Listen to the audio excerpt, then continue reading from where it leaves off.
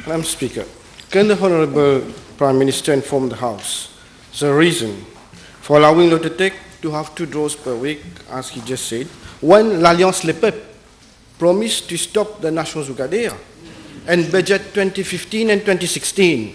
He stated that National Jugadere is based on the illusion that life is a jackpot. Well, what we said was we are going to, first of all, sensitize people and take necessary measures in order to make gambling less attractive, so that we don't induce people to go into more gambling activities. But we must also face the fact that whenever a license has been given to an operator, if we decide to cancel the license, we can do so, but then government has to pay compensation and damages. Now, I think we have to be reasonable and to be prudent. And since we are managing public funds, we try to do it in a way which is not detrimental to the country and to the people. That's why we have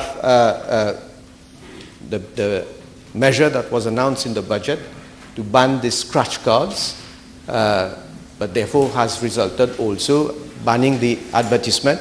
It has resulted in a case against the government. But then this is how we came about to come to a settlement, to an agreement, and I just spelled out the terms of the settlement. Madam Speaker. Well, I just heard the Prime Minister in his answer say that it is not viable, the company. And according to the annual report 2017 of Lottotech, clearly state that the company continues to be profitable in spite of the GRA restrictions. I here also table a copy of the report.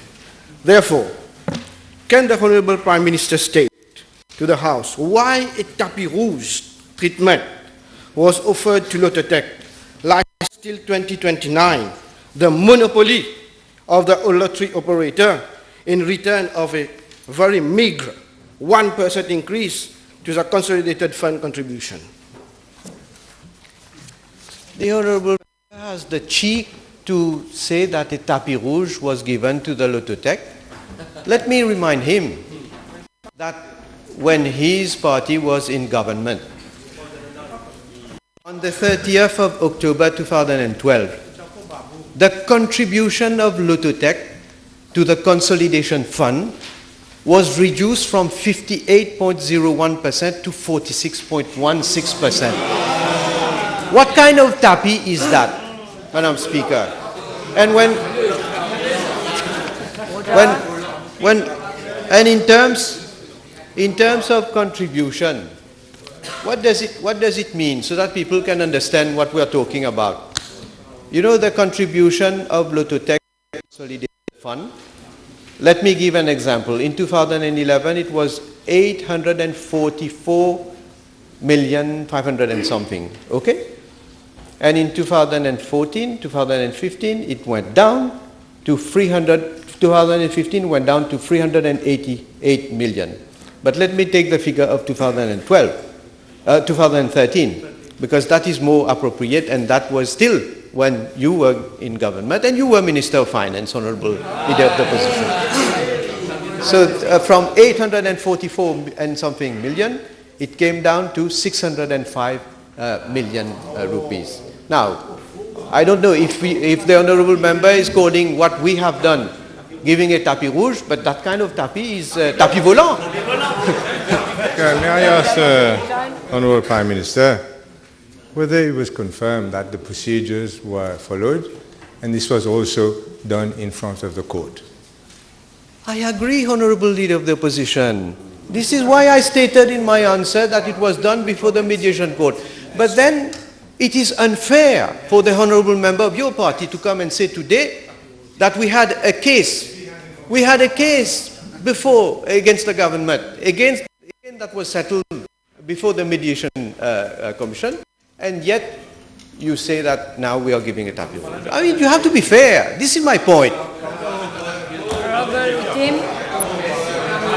Thank you, Madam Speaker.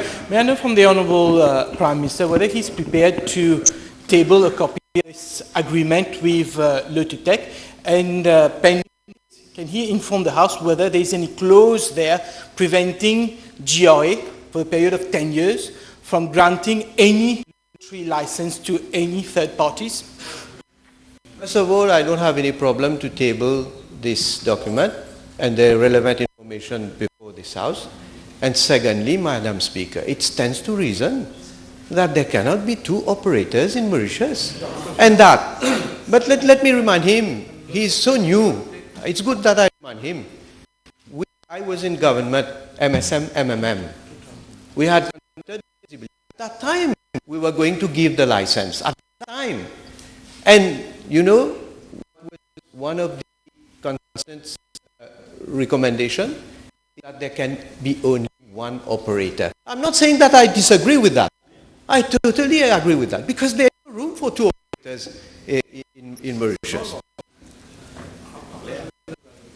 So I will definitely table these information. Honorable Amano.